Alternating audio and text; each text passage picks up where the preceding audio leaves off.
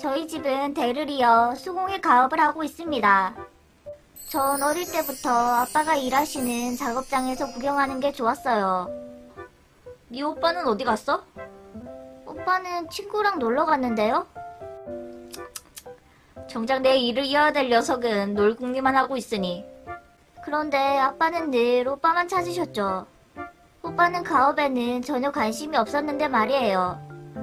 나더러 평생 그런 돈도 안 되는 구닥다리나 만들면서 살라고? 난 절대 안 할 거야. 오빠는 어른이 되면 집을 떠나 다른 일을 할 거라고 저한테 항상 얘기하곤 했었거든요. 시간이 흘러 아빠가 오빠에게 일을 배우라고 본격적으로 압박하기 시작하자 오빠는 가족들 몰래 도망가 버렸어요.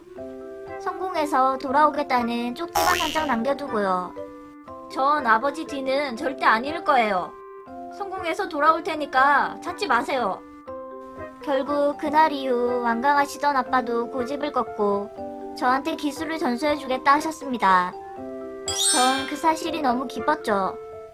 제가 이 집안 손재주를 물려받았는지 빠르게 일을 터득해 나갔어요. 전통과 실용적인 요소를 섞어 요즘 사람들이 원하는 물건도 개발하게 되었고 온라인몰을 만들어 운영했더니 반응도 좋았습니다. 그 결과 아빠가 혼자 하실 때와 비교가 안 될 만큼 주문량이 늘었어요. 그런데 아버지, 저 왔어요. 도망쳤던 오빠가 다시 돌아오면서 평온했던 제 일상은 막을 내렸습니다. 오빠는 하던 일이 망해서 결국 빚만 잔뜩 안고 고향으로 내려왔더라고요. 그렇게 무시했던 가업이 잘 되는 걸 보니까 갑자기 관심이 생기는 모양이었어요. 오늘부터 네 오빠도 같이 일하기로 했다. 그러던 어느 날 아빠가 오빠에게도 일을 가르치라는 거예요. 솔직히 속이 많이 상했지만 남매니까 서로 돕고 살자고 마음을 먹었죠. 오빠는 손재주도 없고 일이 너무 고되다며 매일 힘들어했습니다. 그런 오빠가 겨우겨우 어느 정도 일에 익숙해졌을 무렵 아빠가 저한테 할 말이 있다고 부르셨어요. 그동안 고생 많았다. 여기까지 온 것도 다 네 덕분이니까 보답을 해야지. 거절하지 말고 받아둬. 제 노력과 성과를 인정해 주시기에 기뻤죠. 그리고 너한테 할 말이 있는데 가업은 네 오빠한테 물려주려고 한다. 네? 아빠는 오빠가 돌아왔을 때 이미 결심을 하셨던 거예요. 저를 버리고 오빠에게 뒤를 맡기기로요. 어떻게 저한테 이러세요? 제가 7년 동안 얼마나 고생하면서 지금까지 사업을 키워놨는지 아시면서요. 나도 알고 있어. 너한테 고맙게 생각하고 있고. 그래도 원래 가업은 장남이어야 하는 거다. 네 할아버지 유언이기도 해. 아니요? 전 인정할 수 없어요. 하루아침에 어떻게 이러실 수가 있어요? 충격과 배신감에 휩싸인 저는 그날부터 작업장에도 나가지 않고 집에서 틀어박혀 지냈습니다. 만들어야 할 주문은 밀려있는데 숙련자인 제가 없으니 두 사람은 꽤나 곤욕을 치르는 듯 했지만 무시했어요. 그런데 며칠 후 바빠 죽겠는데 넌 여기서 잠이나 자고 있냐? 왜? 나한테 그만두라고 한 건 아빠랑 오빠 아니었어? 너 내가 가업 이어받는다니까 그렇게 배가 아파? 원래부터 여긴 내 자리였는데? 원래부터 내 자리? 하기 싫다고 뛰쳐나갈 땐 언제고 내가 키워놓은 사업에 숟가락만 얹으시겠다? 뭐 대단한 거 만들었다고 유세질이야? 그래? 적어도 나한테 미안한 마음은 있을 줄 알았는데 그럼 내 도움 없이 그렇게 각별한 둘이서 어디 한번 잘해봐. 그날 오빠가 보인 태도에 망연자실한 저는 두 사람을 등지기로 결심했죠. 그 후 전 그동안 모아둔 돈으로 제 이름을 건 새 사업을 시작했어요. 제 아이디어와 기술을 합쳐 열심히 매진한 결과 입소문을 타고 기존에 제가 만든 제품들을 좋아했던 고객들은 절 찾기 시작했습니다. 그런데 1년이 지났을 즈음 아빠에게서 연락이 온 거예요. 오빠가 일이 너무 힘들다며 무단 결근을 해서 문제를 일으켰다고요. 제가 나간 후 매출은 떨어지고 일은 힘드니까 슬슬 지쳤겠죠. 그러지 말고 다시 들어와라. 가족끼리 이게 뭐 하는 짓이야? 왜요? 또 저 이용하시다가 오빠 돌아오면 나가라고 하시게요? 전 싫어요. 단지 아들이 아니라는 이유로 절 내친 아빠와 뻔뻔하게 거저 먹으려고만 했던 오빠를 후회하게 만들어줄 거예요.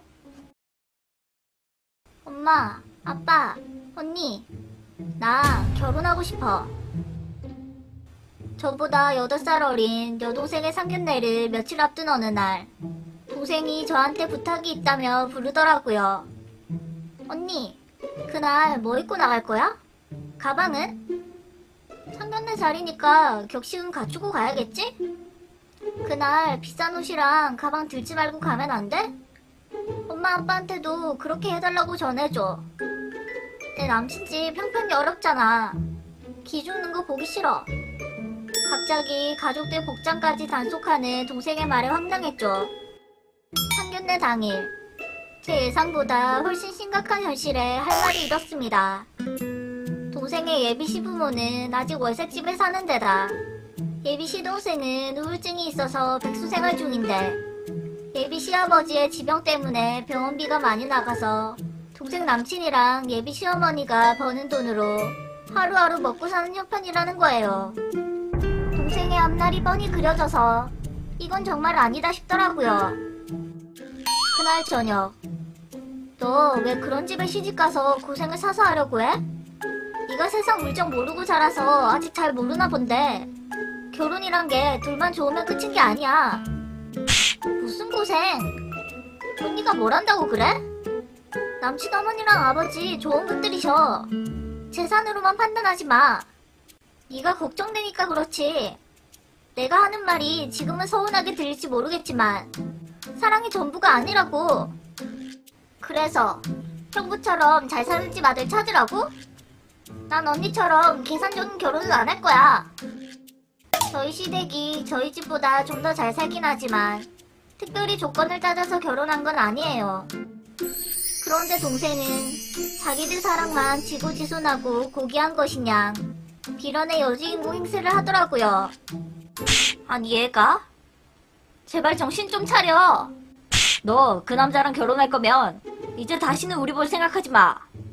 결국 말리다 지친 부모님이 저런 선언까지 했는데도 동생은 끝까지 고집을 피우다 결혼했습니다. 그렇게 동생 부부는 양가 부모님들께 도움 하나도 못 받고 시작했는데 그래도 행복하다고 하더라고요. 그때부터는 저도 관심을 끊으려고 했죠. 그런데 조카가 태어난 후부터 동생이 저한테 계속 도와달라고 하는 겁니다. 언니, 생활비 부족해서 그러는데 돈 좀 빌려줘. 뭐 하는데 생활비가 부족해? 몰라. 어디로 다 새는지 없어. 분유가방에 좀 도와줘.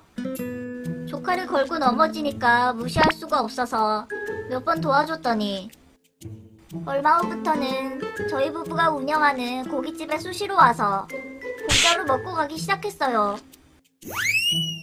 언니, 갈비 좀 포장해주면 안 돼? 우리 시어머니도 갖다 드리려고. 야, 맨날 계산도 안 하면서 내가 너희 시댁까지 챙겨줘야 돼? 어느새 그 집 식구가 되어 뻔뻔하게 구는 동생이 더 미웠어요. 그렇게 몇 년의 세월이 흘렀습니다. 영원할 것 같던 동생 부부의 그 대단한 사랑도 좀 식은 모양이었죠. 둘째를 임신한 동생이 부쩍 저희 집에 와서 푸념하는 날이 많아지더니 하루는 집에 안 가고 버티는 겁니다. 너 진짜 집에 안 갈 거야? 요즘 무슨 일 있어? 언니, 그때 왜 나 안 말렸어? 뭐? 그때 결혼 못하게 했으면 내가 이렇게는 안 됐을 거 아니야. 뭐라고? 나한테 계산적인 결혼 어쩌고 하면서 비웃었던 거 잊었어? 네가 박바국에서 결혼해놓고 이제 와서 왜 내 탓을 해? 그래도 좀 더 말려주지.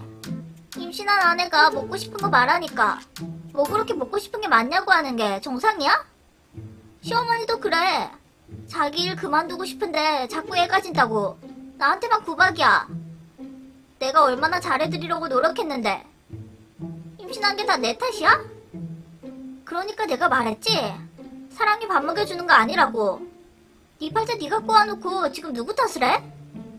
누가 그런 집에 시집가서 둘째까지 가지라고 했어? 언니, 나 어떡해? 어떡하긴. 네 선택에 책임을 져야지. 이제 나한테도 도움 바라지 마. 너 자꾸 우리 집에 와서 이러는 거 나도 네 형부 눈치 보여. 그렇게 말릴 땐 사랑에 눈멀어 다 무시하더니 이제 와서 저랑 부모님 탓을 하는 동생. 둘째까지 낳아놓고 살아보면 더 후회하겠죠. 그래도 자기가 한 선택인걸 어쩌겠어요. 엄마, 아빠는 언제 와? 아빠는 오늘 일이 많아서 늦으신데. 기다리지 말고 먼저 자. 어린 시절 아빠는 늘 바쁜 사람인 줄 알았습니다. 저희 형제에게 들키지 않으려고 엄마가 거짓말을 해왔다는 걸 알게 된 건 주말에 친구 집에 놀러 갔다가 돌아오던 길에 아빠와 낯선 여자가 다정하게 걷고 있는 광경을 딱 목격한 날이었어요. 아빠는 그동안 그 여자와 살고 싶어서 계속 엄마에게 이혼을 요구하고 있었던 거예요. 내가 지금 가진 게 이것밖에 없다고. 양육비는 벌어서 준다니까? 어떻게 나 몰래 집까지 정리해버릴 수가 있어? 아, 사업하다 보면 그럴 수도 있는 거지. 내가 요즘 어렵다고 했잖아.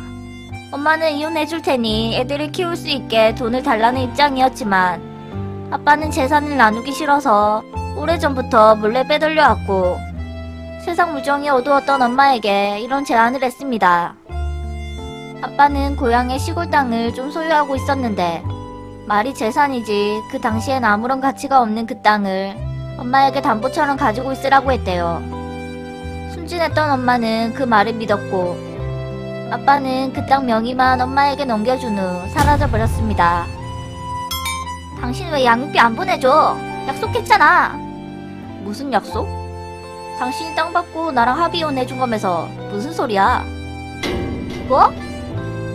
아빠는 처음부터 양육비는 줄 마음이 없었고 엄마를 속였던 거였죠. 결국 엄마와 저희는 이모 집에 얹혀 사는 시세가 되었습니다. 엄마는 식당에서 밤낮 없이 일을 하며 저희를 키워주셨고 저와 동생은 어릴 때부터 온갖 알바를 섭렵하고서야 겨우 학교를 졸업할 수 있었어요. 그렇게 고생 끝에 취업도 하고 어느 정도 안정을 찾아가고 있었는데 어느 날 22년 동안 한 번도 연락이 없던 고모에게서 전화가 온 거예요. 내 연락처는 어떻게 알았어요? 그건 뭐 찾느라고 고생 좀 했다. 초췌한 몰골로 고모와 함께 등장한 아빠는 사업이 쫄딱 망해서 혼자가 되었고 변변한 집도 없다고 하더라고요. 인과응보인 것 같아서 속으로 고소했죠. 엄마랑 네 동생은? 뭐 보고 싶은 얼굴이라고 따라 나오겠어요?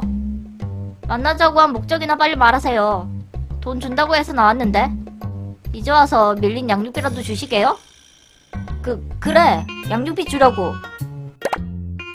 그러니까 전에 했던 약속 말인데 양육비 다 주면 그 땅 돌려받겠다고 한 거. 무슨 땅이요? 이혼할 때 너희 엄마한테 담보로 가지고 있으라며 준 땅 말이야. 밀린 양육비 한꺼번에 줄 테니까 그것 좀 돌려줘. 아빠의 입에서 나온 제안은 너무 뜻밖이었습니다. 며칠 후 전 급히 엄마와 동생을 데리고 땅 주소지를 찾아갔어요. 주변에 별로 바뀐 것도 없어서 의아해하고 있던 그때 우연히 동네 아저씨로부터 이 근방 사정을 듣게 되었습니다.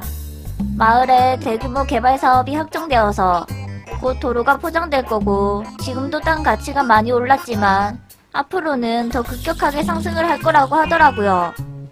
고향 사람들을 통해 그 사실을 일찍 알게 되었던 아빠는 너무 배가 아픈 나머지 자기 형제들한테 그동안 밀린 양육비만큼 돈을 빌려주면 땅을 돌려받아서 팔아 나눠줄 테니 협조해달라고 하고 저희를 계속 찾고 있었던 거예요. 그래서 땅을 돌려주면 양육비를 주겠다는 말도 안 되는 소리를 하러 온 거죠. 이혼 후 조카들이 어떻게 사는지는 관심도 없던 큰아빠와 고모들까지 계속 연락 와서 약속은 약속 아니냐며 반협박조로 굴더라고요. 무슨 약속? 그 땅 주고 이혼하는 걸로 합의했다고 말했던 건 당신이란 거 잊었어? 뭐? 그렇게 나오겠다는 거야? 그럼 법적으로 해보자고. 그래, 해볼 테면 해봐. 아빠 형제들의 도발에 저희 역시 소송도 불사하겠다는 의지로 맞섰습니다. 애초에 양육비를 줄 의도가 아니었던 만큼 담보라는 증거는 아무것도 없었거든요. 그러자 자기가 불리하다고 생각했는지 아빠는 갑자기 태도를 바꿔 불쌍한 척을 하더라고요. 나 이제 노후 자금도 없이 빈털털이야. 예정을 생각해서라도 좀 나눠줘. 제발. 갑자기 아빠 형제들도 따로 연락와서 빌붙기 시작했고요. 그러다 자기들끼리 대판 싸움 나고 얻는 것도 없이 사이만 나빠졌다고 하네요. 아빠가 부린 꼼수가 수십 년 후 이런 결과를 낳을 줄은 몰랐을 거예요. 아내와 자식들 내팽개치고 혼자 잘 살려고 했다가 벌 받은 거죠.